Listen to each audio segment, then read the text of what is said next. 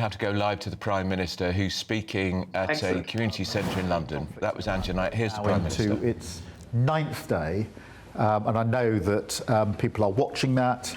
They're concerned about that, and I wanted to reassure you about some of the measures that we're taking as a government. The first is the work we're doing with allies in the region, so the countries in particular that are under attack, many of the Gulf countries who obviously have played no part themselves in any attack on Iran are nonetheless being attacked.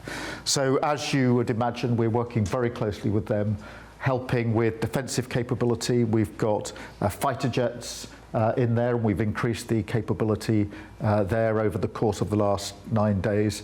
Anti-drone devices, radar, and lots of other work that we're coordinating. And I've been speaking to all the leaders in the region, some of them a number of times over, to assess how they feel the situation is on the ground, what more we can do. These are allies, these are friends of our country we've been working with for many years. So that's what we're doing on that front. The second big issue is obviously we've got about 300,000 British nationals in the region. Some of them live there, have done for some time. Some of them are on holiday there. Some of them were just changing planes. And they're all very concerned about the situation they're in. And I know that friends and family in this country are very, very concerned because they want to know that their loved ones are safe. So we're working with commercial airlines, working with all the countries involved to make sure that firstly people register their presence. 300,000 are there in the region, 120 something thousand have registered their presence. That means we're in touch with them and we can help them, give them information and advice. And where they want to come home, make sure that with commercial airlines and charter airlines, we're providing the means for them to get back. Not always easy because the airspace is closed in some places for some of the time, depending on the threat levels. But we got 35,000 back so far, and we're working, as you'd expect, around the clock in relation to those operations. The third area I just wanted to address, because I think as we go into this sort of what feels like the second week of this conflict, a lot of people are going to begin to think, well, that's happening out in Iran and in the Gulf states, but I can sense it's going to affect me back here in the United Kingdom, particularly the economy.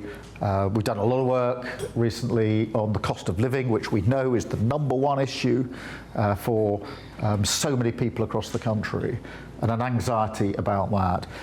On the reassurance front, I think it is important just to remind ourselves that last time a conflict began to develop, which was 2022, in relation to Ukraine, the economy wasn't in a stable place, and inflation was 5% and rising. We've done a lot of work in the last 18 months to put some resilience in and make sure that we've got some headroom, which is basically some insurance within the economy, but also inflation is 3% and going down. So in that sense, there's more resilience. But the job of government is obviously to get ahead, to look around the corner, to work with others. And the Chancellor speaks to the Governor of the Bank of England on a daily basis. We're looking cross-departmental within government, assessing the risks, monitoring, and talking to our international partners as well about what more we can do together to reduce the likely impact on people here and businesses here, of course. But it is important to acknowledge that that work is needed because people will sense, you will sense, I think, that the longer this goes on, the more likely the potential for an impact on our economy, impact into the lives and households of everybody and every business. And our job is to get ahead of that, to look around the corner, assess the risk, monitor the risks, and work with others in relation to that.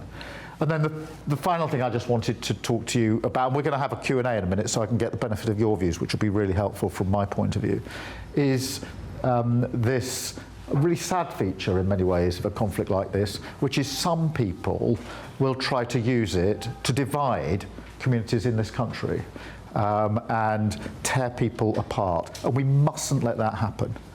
I find one of the most powerful arguments that if you think of all the people who are stuck in the region, anxious about their own safety, wanting to get home, they come from all backgrounds. They come from all walks of life. And the last thing they want, or their families here want, is anybody trying to divide. Because this is a time when we need to come together as a country, stand behind our principles and our values, and not let people divide us. Put a lot of reassurance work in with both the Muslim community and the Jewish community in particular, because that's where people seek to try and find a divide.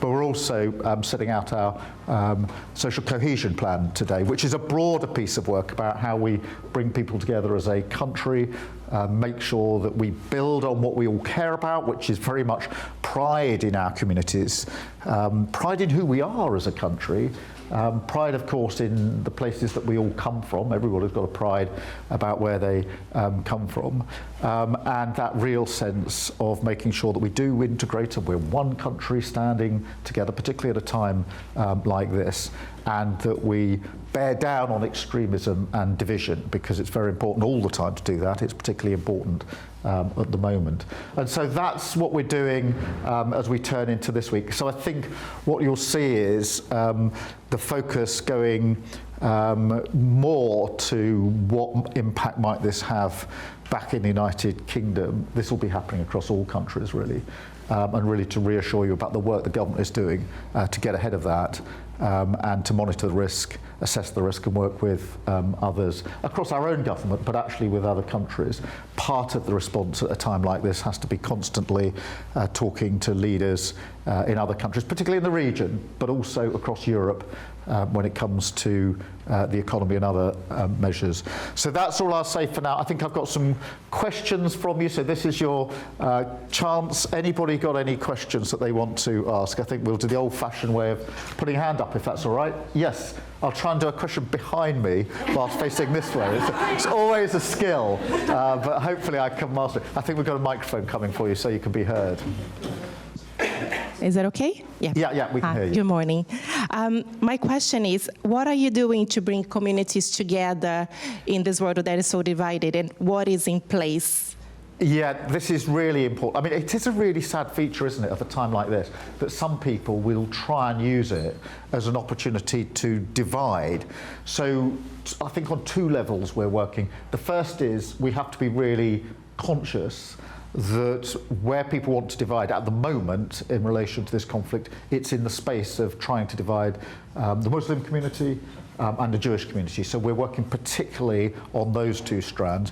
There is a sort of broader cohesion plan that we've been working on for some time, which is not just a reaction to this conflict, obviously, is much broader, which is how do we bring the country together? One of my biggest concerns at the moment is that there's too many people in politics who want to set up grievances between different groups of people, to point fingers and divide and say that we can't be one country, we can't be one set of communities. I totally disagree with that.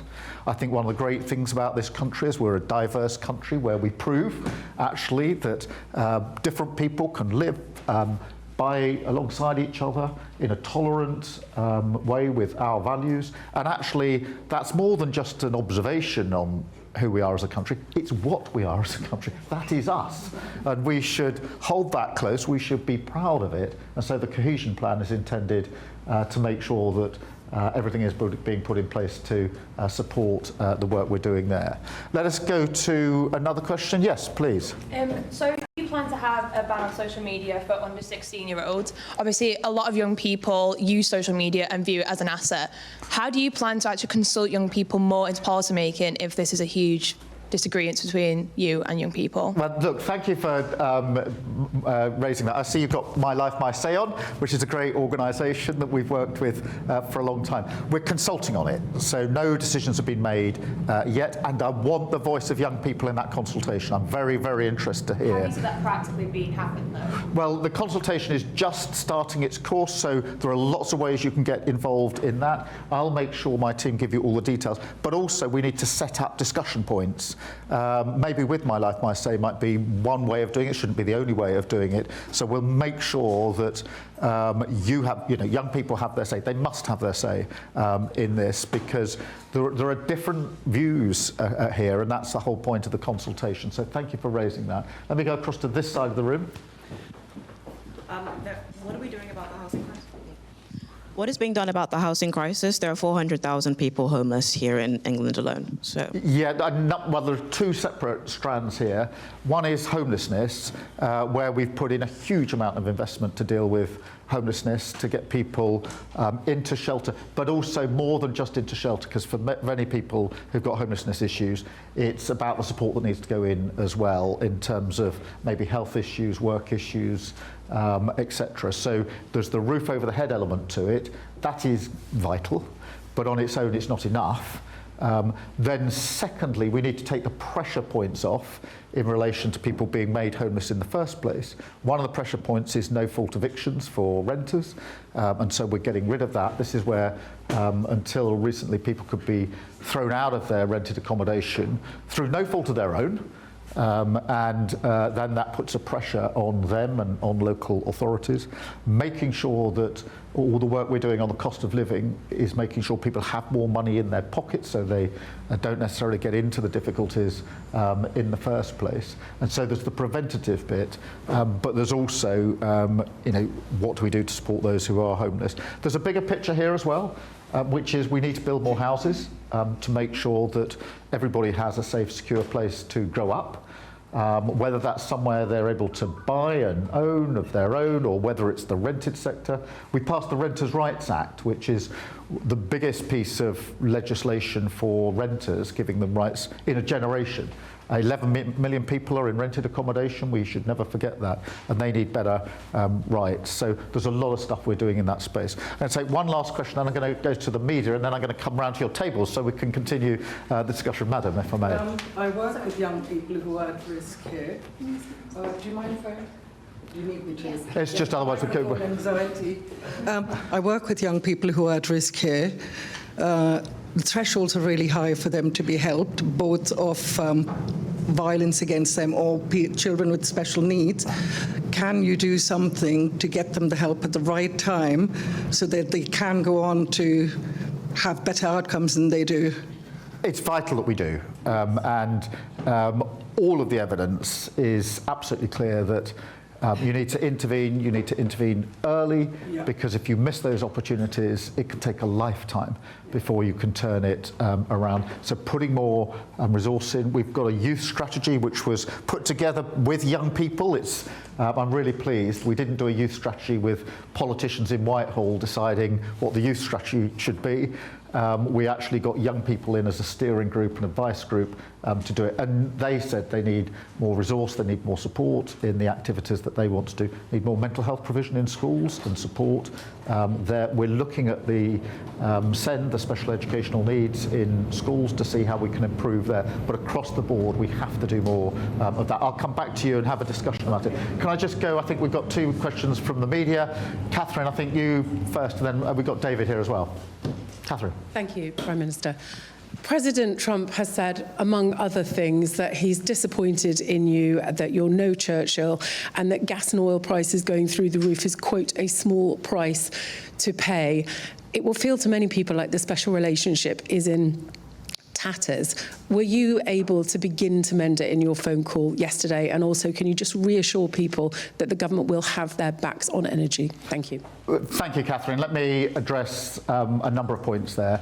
The first is it's really important to emphasise that the US and the UK are working together every single day, as they always have.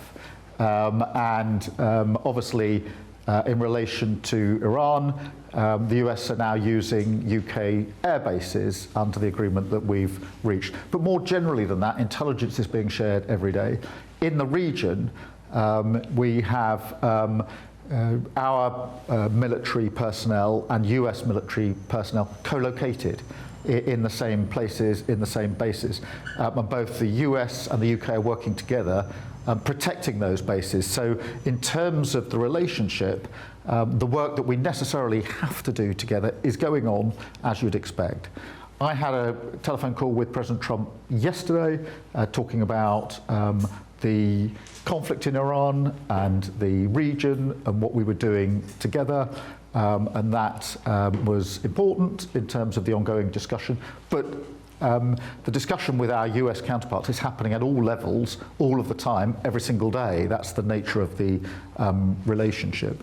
What I would say is this, is that decisions about what's in Britain's best interests are decisions for the Prime Minister of Britain. And that's how I've approached all of the questions and all the decisions that I've had to make. It is really important, that's a fundamental principle, that it is the UK Prime Minister, who everybody expects, the people of the United Kingdom would expect, that the UK Prime Minister would make the decisions using our values, our principles, in the best interest of our country. And it's really important that we are very, very clear about that principle. We're obviously working more generally with leaders and allies across the region, both in relation to the defensive work that needs to go in and in relation to the work to get people out of the region. Very many British nationals are there. So thank you for that. David, can I come to you? Thanks very much, Prime Minister. Yeah, just want to ask about, you've come here today to acknowledge the cost of living pressures that this situation in Iran could present for people here in this room and across the country. They're going to be worried about their pockets and the effect on the money in their pockets. What practical steps might we actually see from the government to help people across the country? Are we going to see something similar to the state intervention that came in after the price spikes caused by the Ukraine war, for example? And I just want to ask one other thing about Donald Trump as well. A year ago, roughly speaking, the US president had Volodymyr Zelensky in the White House, and there was that dust-up, which I think we all remember quite clearly. At the time, he suggested that Ukraine was gambling with World War III. Is the US president now gambling with World War III? Let me address both of those issues. Firstly, the cost of living, because I am acutely aware that across the country, the number one issue is still the cost of living.